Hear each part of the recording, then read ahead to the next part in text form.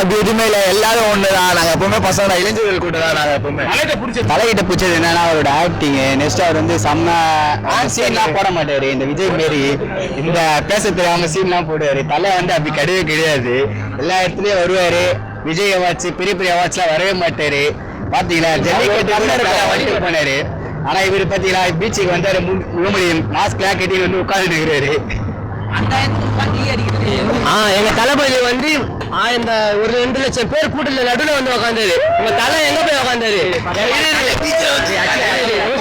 அவர் நடுவில் தான் வந்து உட்காரல, தெரிஞ்சுட்டு போய் சைட்ல தான் உட்காந்துருக்காரு. அது நீங்க ஒழுங்கா பாத்துருந்தோம். ஃபர்ஸ்ட் இதுவே தெரியல, நீலா தளபதி பாருன்னு சொல்லி சுத்தினிருக்காரு.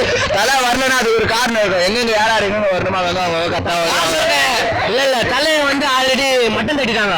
அவர் எதுவுமே வர மாட்டேன். அவர் கட்சியில இந்த அவரை மட்டன் தட்டினா கொஞ்சம் சிமெண்ட் போட்டு கொஞ்சம் எக்ஸ்ட்ரா வச்சுக்கலாம். ஒண்ணும் இல்ல, பழைய காமெடி புதுசாக பேசுங்க.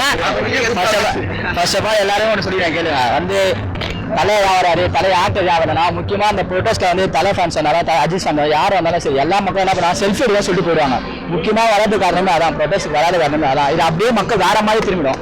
அதனாலதான் வரல, தலை வந்தாரு, தளபதி எல்லாருமே தமிழ் எல்லாருமே சப்போர்ட் பண்ணாங்க ப்ரொட்டஸ்ட். தலை வர தளபதி வர கிடையாது.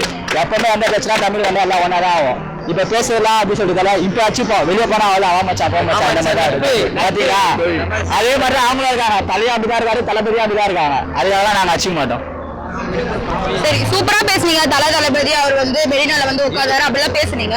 ஓகே, நான் ஒண்ணு கேட்டுக்கிறேன். ஜல்லிக்கட்டுக்காக வந்து ராகவா லாரன்ஸ் சார் வந்து ரொம்பவே சூப்பரா பண்ணாரு. அவரை பத்தி நீங்க என்ன சொல்ல முடியும்?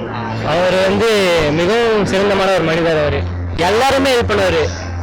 அவர் ரொம்ப கஷ்டப்படுற ஃபேமிலி இருந்து அவர் ஹெல்ப் பண்ணலாம், கண்டிப்பா ஹெல்ப் பண்ணுவார். அவரு நல்ல மனுஷன். எனக்கு பொறுத்த வரைக்கும் ஒன்னே தான், ராகவன் சார் எல்லாருமே ஹெல்ப் பண்ணாரு. எல்லா ஆக்டரும் எல்லாருமே நிறைய விஷயம் ஹெல்ப் பண்ணாரு.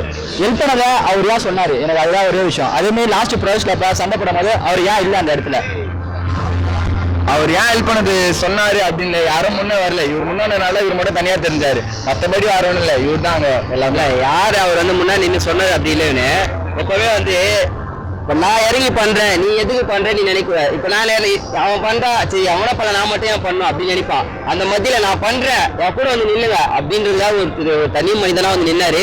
கடைசியில அவருக்காக ஹெல்ப் பண்ணதுக்காக நெடுஞ்சாலை ஹீரோ, அப்புறம் நம்ம எல்லாம் நிறைய பேர் சேர்ந்தா ஆர்ஜே பாலாஜில இருந்து இதெல்லாம் நாங்க வந்து ஜல்லிக்கட்டு நீங்க வந்து பேசுறீங்க. எல்லாம் வந்து ஹிப்ஹாப் தமிழா தான். ஏன்னா தமிழில் ஒரு உணர்வு எல்லாம் இந்த இடத்துல கூடணும்னா அது மெயின் காரணம் ஹிப்ஹாப் தமிழா தான். இந்த இடத்துல நாங்க அவர் வந்து வாழ்த்துக்கள் சொல்லிக்கிறோம். அதே மாதிரி மீம்ஸ் கிரியேட்டர் பரத்ராண்டி எங்களோட சார்பாக மீம்ஸ் கிரியேட்டர்னா ஒண்ணுமே ப்ரொட்டஸ்ட் எதுவுமே இருக்க முடியாது. மீம்ஸ் கிரியேட்டர் எங்க சார்பாக நாங்கள் நன்றி தெரிவிச்சிடும். அதே மாதிரி இந்த ப்ரொட்டஸ்ட்ல வந்து ஆர்ஜே பாலாஜி வந்து வேற அவர் ஸ்பீக்கே வந்து வேற லெவலில் கொடுத்தாரு. 40 minutes வந்து எப்படி சொல்றது, அவரோட ஸ்பீக்கை கேட்டவங்க எல்லாம் வந்து ரொம்ப இம்ப்ரெஸ் ஆகினாங்க அவர்கிட்ட. அது மாதிரி அவர் நிறைய இடத்துல வந்து ஸ்பீக்கிங் கொடுத்துருக்காரு. ஆனால் நம்ம ப்ரொட்டஸ்ட்டுக்காக தமிழ்ன்ற ஒரு உணர்வை வந்து ரொம்ப அவர் காமிச்சிக்கிட்டாரு. இப்போ நம்ம ஜல்லிக்கட்டுக்காக நம்ம போராடணும். சரி, இப்போ அதுதான் எங்களோட கோரிக்கை என்னன்னா, நம்ம நிறைய பேர் பார்த்துன்னு இருப்பீங்க, நம்ம ஜல்லிக்கட்டுக்காக போராடணும். ஹாசினி அந்த மாதிரி சின்ன குழந்தைங்க, இன்னும் பெண்கள் இடத்துல ரொம்ப இன்னும் தப்பான இதெல்லாம் போயின்னு இருக்கு. ஸோ நம்ம அதே மாதிரி ஒரு போராட்டத்தில் ஈடுபண்ணி பெண்களுக்கான உரிமையை நம்ம காப்பாற்றணும். ஏன்னா நம்ம நாட்டு பெண்களை நம்ம தான் பார்க்கணும். மற்ற நாட்டு இப்போ நம்ம ஜல்லிக்கட்டு ப்ரொட்டஸ்ட் பண்ண உடனே அங்கே வந்து இது டெல்லியில் அவங்க ஒரு ப்ரெஸ்ஸில் வந்து அவங்க சொன்னாங்க, அதாவது எப்படி அவங்க சொன்னாங்க, இந்த மாதிரி டெல்லி வந்து சென்னை பசங்களை பார்த்து கற்றுங்கன்னாங்க. அதே மாதிரி உலகமே சொல்லணும், தமிழ்நாட்டு பசங்க இல்லை சென்னை பசங்க எல்லாரையும் பார்த்து கற்றுங்க. ஏன்னா அவங்க எவ்வளோ சகோதரமாக இருக்காங்கன்னு சொல்லி கற்றுக்கணும்னு சொல்லி ஒரே ஒரு வாட்டி நம்ம அந்த மாதிரி ஒரு போராட்டத்தில் ஈடுபடுவோம். அப்போ நம்ம மீட் பண்ணலாம். Super super super. 1 2 3 and go. Share and subscribe.